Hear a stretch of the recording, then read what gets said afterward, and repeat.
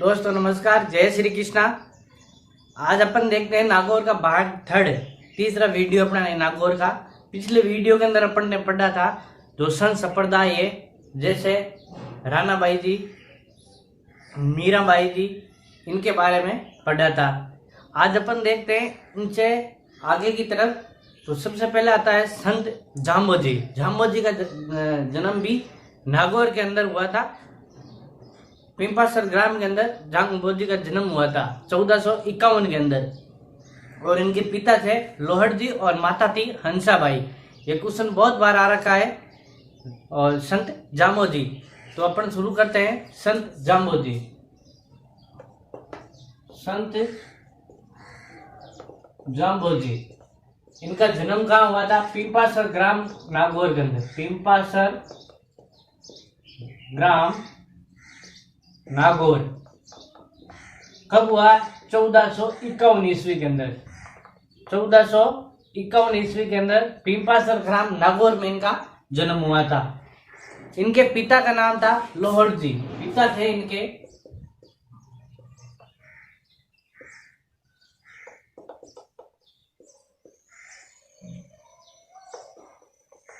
लोहड़ जी और माता थी हंसाबाई। हंसाबाई, ये इनके माता और पिता का नाम था। बहुत बार क्वेश्चन आ रखा है।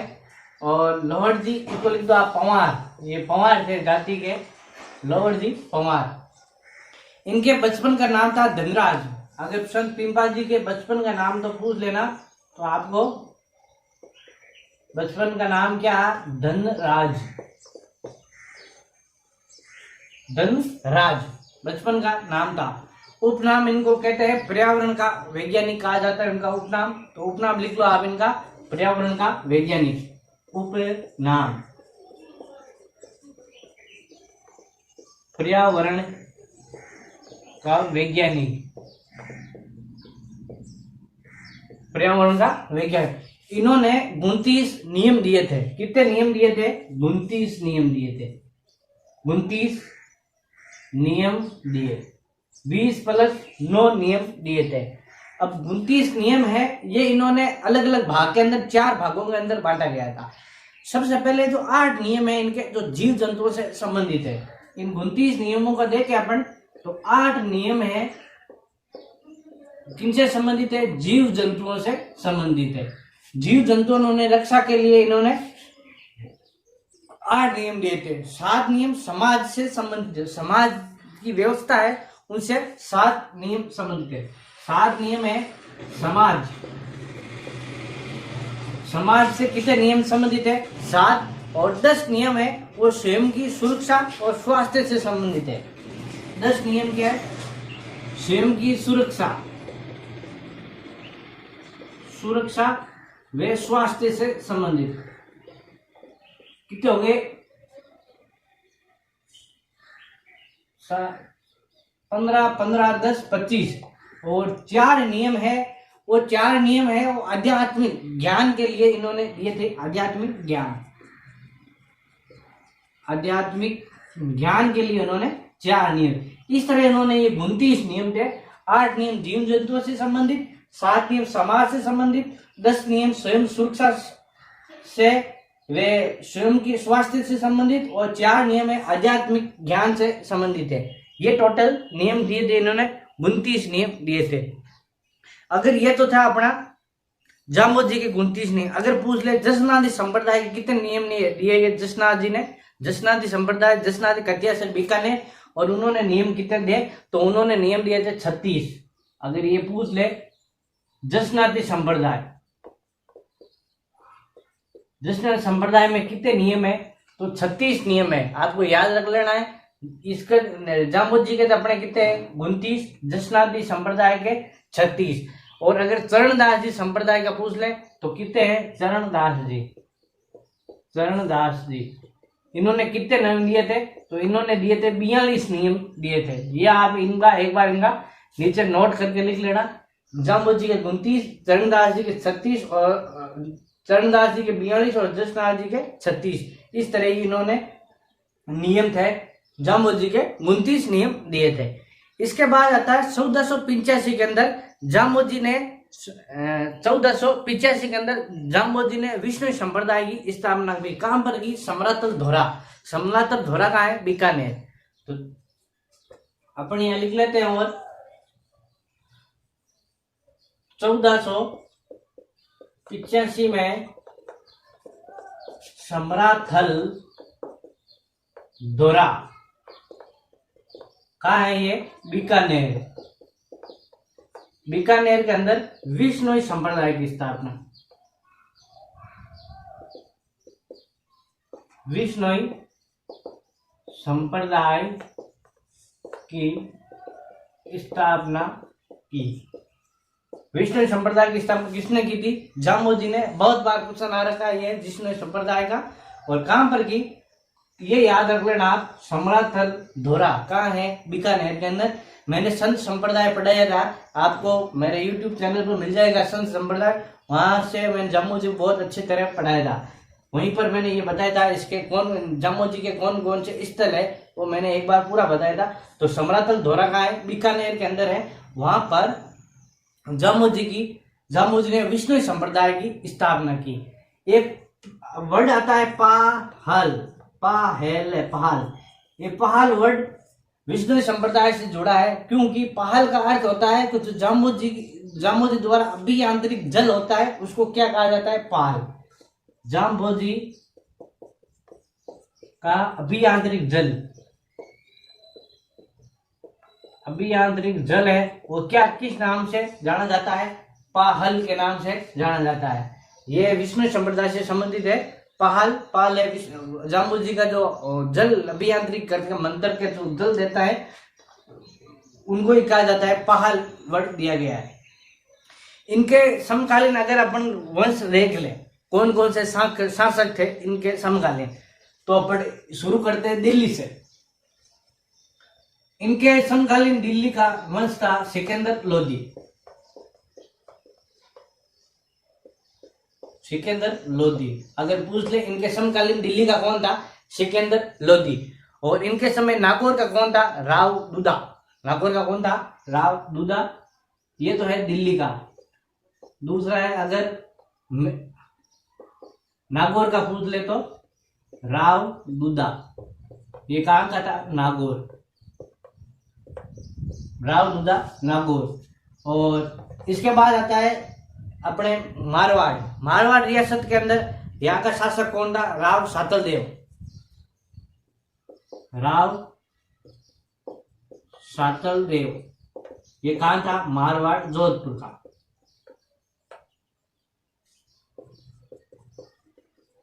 मारवाड़ का शासक था राव सातलदेव। और 4 नंबर पर आता है अपने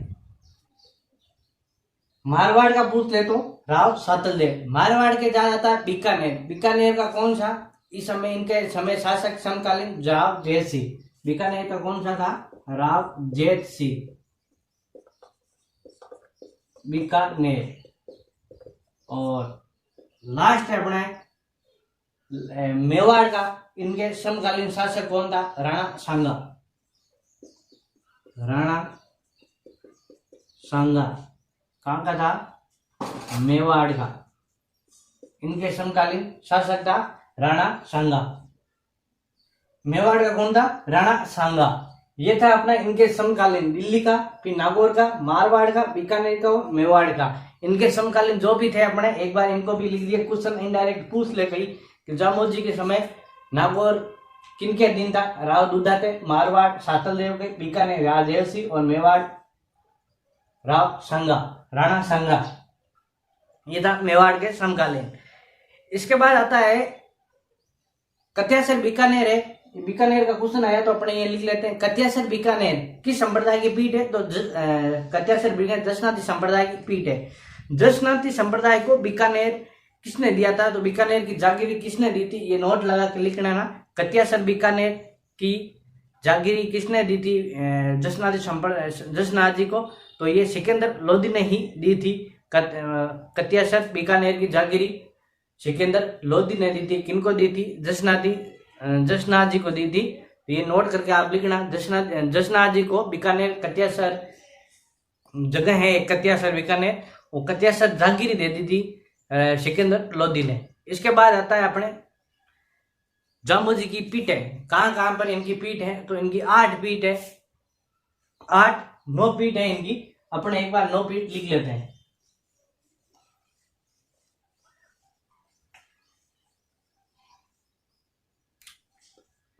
पीठ, इनकी पीठ है। सबसे पहले थे मुकाम तालबा। कहाँ है, नोखा बीकानेर। सबसे पहली पीठ लिखते हैं मुकाम तालबा। मुकाम तालबा कहाँ है, नोखा, और नोखा कहाँ है, बीकानेर।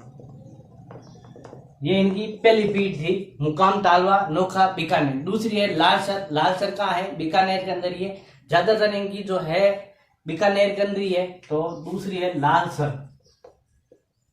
लालसर कहाँ है, बीकानेर। इसके बाद आती है इनकी तीसरी पीठ। तीसरी पीठ है रोटू। रोटू कहाँ है, ये नागौर के अंदर है रोटू। तो एक छोटा सा स्थल है रोटू, और नागौर पीठ है कौन सी, रोटू। पिंपासर में तो इनका जन्म हुआ। नागौर में इनकी पीठ पूछ ले तो रोटू। रोटू कहाँ है, नागौर। फिर आता है 4 नंबर, जोधपुर के अंदर एक पीठ है जाम्बा। जोधपुर में क्या है, जाम्बा। जाम्बा। 5वां है लोहाट। ये भी कहाँ है, जोधपुर के अंदर। रामड़ावास, ये भी कहाँ है, जोधपुर के अंदर है। जाम्बा, लोहाट और रामड़ावास। एक और पीठ है इनकी, ये होगी जोधपुर की, ये नागौर, बीकानेर। एक और बीकानेर की एक और लिख लेना यहाँ पर, समरातल। समरातल कहाँ है, बीकानेर के अंदर। और यहाँ पर इन्होंने तपस्या की थी। तपस्या की, जामोजी ने तपस्या कहाँ पे, समरातल, बीकानेर के अंदर। समरातल धोरा बीकानेर के अंदर है, और यहीं पर इन्होंने तपस्या की। ये थी 2 नंबर, ये 3, ये 4, ये 5, ये 6, ये 7। और 8वीं पीठ इनकी जो राजस्थान से बाहर है, लोदीपुर। लोदीपुर कहाँ है, यूपी के अंदर लोदीपुर है। लोदीपुर ये कहाँ है, यूपी के अंदर लोदीपुर है। एकमात्र पीठ है जो राजस्थान से बाहर है। और अंतिम पीठ है पिंपासर, नागौर के अंदर। नवी पीठ लिख दो, पिंपासर, नागौर, जिनका यहाँ पर क्या हुआ था, इनका जन्म हुआ था। और अपन नागौर जिला दर्शन कर रहे हैं, तो इनके जामोजी का मूल स्थान आ जाता है। तो अपने एक बार इसको पढ़ लिया। ये था अपना जामोजी संप्रदाय, जामोजी का विष्णु संप्रदाय, जिसके अंदर 9 पीठ थी। और जो जोधपुर वाली है, जो रोटू, जाम्बो, लोहाट, रामड़ावा, ये सत्संग के लिए है। यहाँ पर सत्संग की जाती है। समरातल के अंदर तपस्या की थी। लालसर इनका निर्वाण स्थल है, बीकानेर के अंदर। ये लालसर इनका निर्वाण का होता, लालसर बीकानेर के अंदर। और ये समरातल धोरा है, इनका क्या था, तपस्या की थी इन्होंने समरातल धोरा के अंदर। इसके बाद आता निरंजनी संप्रदाय। निरंजनी संप्रदाय के संस्थापक थे हरिराम जी, हरिराम दास जी डीडवाना। ये अपने नागौर से संबंधित है, इसलिए नागौर जिला दर्शन के अंदर अपन इसको भी लिख लेते हैं एक बार।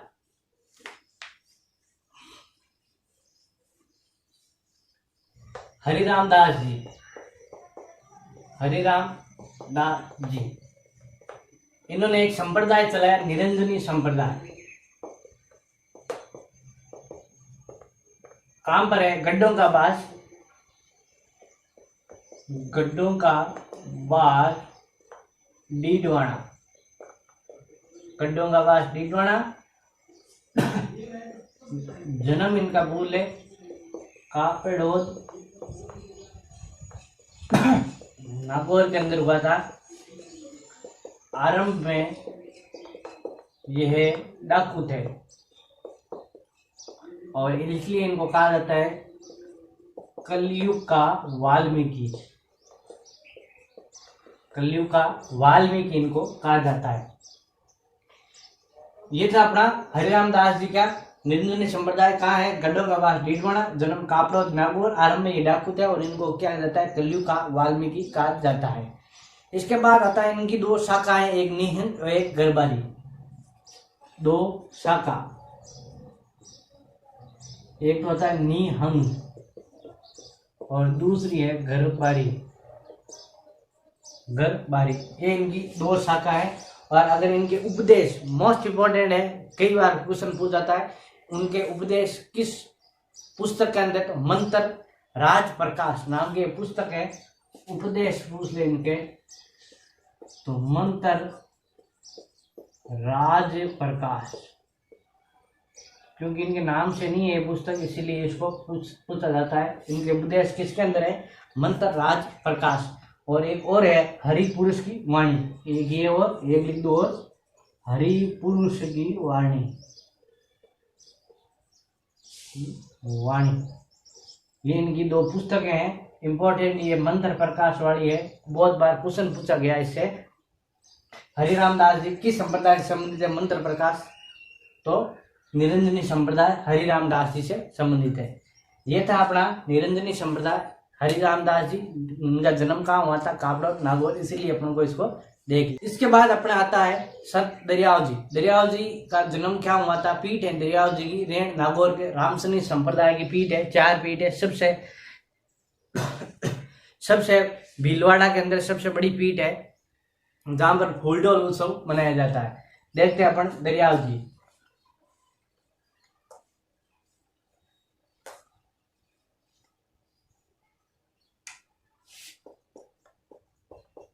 दरियाव जी, इनकी पीठ कहाँ है, तो रेण नागौर।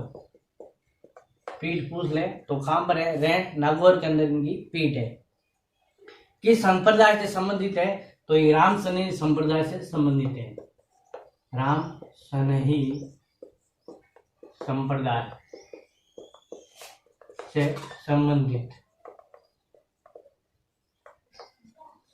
दरियाव जी किससे संबंधित है, राम सनेही संप्रदाय। इनके गुरु का नाम पूछ ले तो प्रेमनाथ। इनके गुरु कौन थे, गुरु थे प्रेमनाथ। इनके गुरु का नाम क्या था, प्रेमनाथ। ये था अपना दरियाव जी। दरियाव जी कहां पर है, रेण नागौर के अंदर, और गुरु का नाम प्रेमनाथ और संप्रदाय राम सनेही संप्रदाय। इसके बाद नाम आता है अपने संत संप्रदाय लिखमीदास जी। लिखमीदास जी, लिखमीदास जी। लिखमीदास जी का जन्म कहाँ हुआ था, चेनार गांव नागौर के अंदर। चेनार ग्राम नागौर, चेनार ग्राम नागौर के अंदर इनका जन्म हुआ था। छोटा सा था लिखमीदास जी, इन्होंने कोई संत संप्रदाय, ये संत थे इसलिए इसको लिखा दिया लिखमीदास जी चेनार ग्राम। फिर आता है नवलदास जी। नवलदास जी, नवलदास जी संप्रदाय तो इन्होंने कहाँ चलाया था, जोधपुर के अंदर नवल संप्रदाय चलाया था। जोधपुर के अंदर है इनका नवल संप्रदाय की मुख्य पीठ कहाँ है, जोधपुर, मां मंदिर जोधपुर के अंदर। लेकिन अगर पूछे नवल संप्रदाय, नवलदास जी का जन्म कहाँ हुआ था, हसलाव गांव नागौर। हसलाव गांव नागौर इनका जन्म हुआ था नवलदास जी का। और इनकी पीठ पूछ लिखा है जोधपुर के अंदर, जहां पर उन्होंने नवल संप्रदाय चलाया था। ये था अपना संत संप्रदाय। इसके बाद आता है, नाम आता है तेजा जी। तेजा जी का जन्म कहाँ हुआ था, खरना नागौर के अंदर। 29 जनवरी 1074 के अंदर ईस्वी के अंदर इनका जन्म हुआ था। तो अपन लेते हैं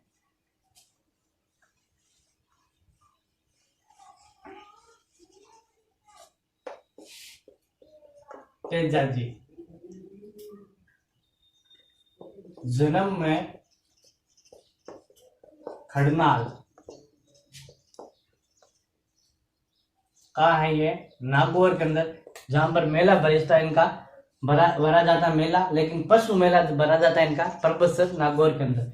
और इनका तेजा जी मेला कहाँ भरा जाता है, तो खड़नाल के अंदर, और पशु मेला भर जाता है परबतसर के अंदर। जो अपने पिछले जो वीडियो थे, अपने पहला वीडियो जिसके अंदर अपने जो पशु मेले देखे थे, उसके अंदर मैंने आपको बताया था।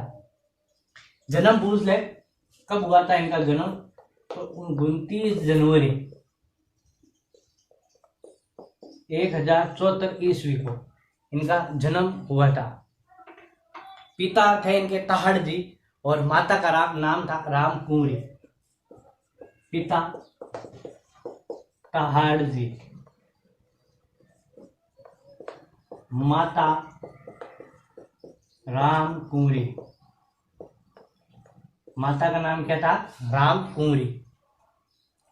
पत्नी थी इनकी पेमल। पत्नी का नाम पूछ ले तो पेमल, और पेमल कहाँ की थी? पनेर की। पनेर की। लाछा गुजरी कहाँ की थी? पनेर की ही थी। पनेर कहाँ है ये पूछ ले तो पनेर है अजमेर के अंदर। अजमेर। पनेर कहाँ है? पत्नी कहाँ की थी इनकी? पनेर। और पनेर कहाँ है? अजमेर के अंदर पनेर है। इनका मंदिर पूछ ले तो मंदिर एक तो है खड़नाल नागौर के अंदर, एक है परबतसर नागौर के अंदर, एक बांसी दुगारी बूंदी। बांसी दुगारी कहाँ है? बूंदी। मोस्ट इंपॉर्टेंट पहला इनका मंदिर, तो पहला ही मंदिर इनका जहाँ जन्म हुआ था खड़नाल। दूसरा है परबतसर, जहां पर मेला भरा जाता है परबतसर के अंदर। और तीसरा था बांसी दुगारी। बहुत बार क्वेश्चन आ रखा है इसका, बांसी दुगारी कहाँ है? बूंदी के अंदर है ये बांसी दुगारी। बांसी दुगारी कहाँ है? बूंदी के अंदर है। सबसे ज्यादा मंदिर कहाँ है इनके पूछ ले। तेजा जी के सबसे ज्यादा मंदिर कहाँ है? तो अजमेर के अंदर है। सबसे ज्यादा मंदिर अजमेर। इसके बाद आता है नागौर। तो सबसे ज्यादा मंदिर तेजा जी के सबसे ज्यादा मंदिर कहाँ है? अजमेर।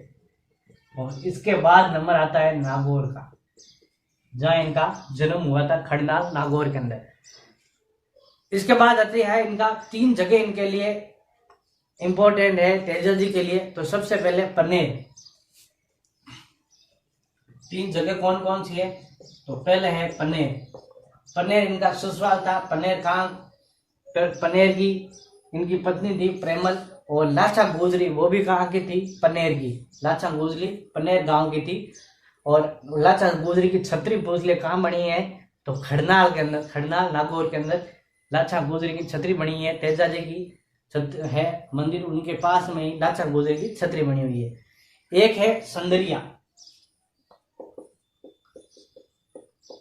संदरिया, संदरिया के अंदर इनको सांप डसा था। संदरिया, संदरिया के अंदर क्या है? इनको सांप डसा, इसलिए इंपॉर्टेंट है। पनेर हो गया, संदरिया हो गया। और उनका निर्वाण स्थल कहाँ है? सुरसुरा गांव अजमेर। सुरसुरा गांव इनका निर्वाण स्थल था। निर्वाण स्थल संदरिया गांव में सांप डसा था इनको, और सुरसुरा गांव के अंदर इनका निर्वाण हुआ था। सुरसुरा कहाँ है? अजमेर के अंदर है। इनका मेला भरा जाता है भाद्र शुक्ल दशमी को, जिसको अपन कहते हैं तेजा दशमी। इन्हीं के नाम से जाना जाता है, तेजा दशमी। राजस्थान के अंदर ये बहुत एक जन भावना के अनुसार बड़े लोक देवता है तेजा जी। और इनका मंदिर कहाँ बना है? खड़नाल नागौर के अंदर। इनको कहते हैं धोलिया जाट। धोलिया जाट, धोलिया इनकी कास्ट थी, इसलिए कहते हैं धोलिया जाट कहा जाता है इनको। और इनकी अगर पूछ ले नागौर के अंदर मंदिर कहाँ है? खड़नाल नागौर। और लाछा गुजरी जिनकी गायें बचाने के लिए इन गए थे, और वहीं पर इन्होंने सांप डसा था। कहाँ पर? संदरिया गांव के अंदर।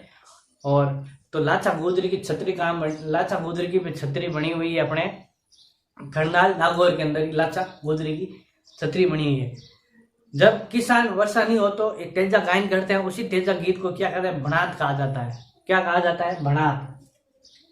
ये भी अपन लिख लेते हैं। करसक गायन,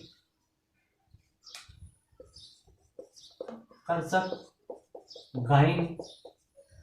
करसक गायन होता है जब किसान सामूहिक गीत गाते हैं। करसक गायन सामूहिक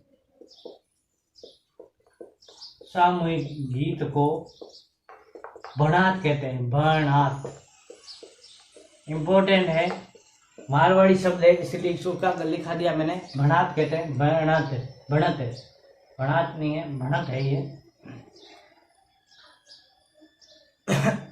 सामूहिक गीत गाते हैं उसको क्या कहते हैं? भणत है।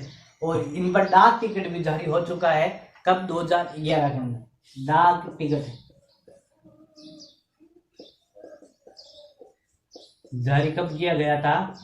2011 के अंदर इन पर डाक टिकट जारी किया गया था। ये था अपना तेजाजी। जन्म कब हुआ? 29 जनवरी 1074 के अंदर खरनाल नागौर के अंदर। और इनको शाम दशा से संदरिया ग्राम और इनका निर्माण इस तरह सुरसुरा ग्राम। लाचा गोदरी की छतरी बनी हुई है कहाँ पर? खरनाल नागौर के अंदर ही लाचा गोदरी की छतरी बनी हुई है।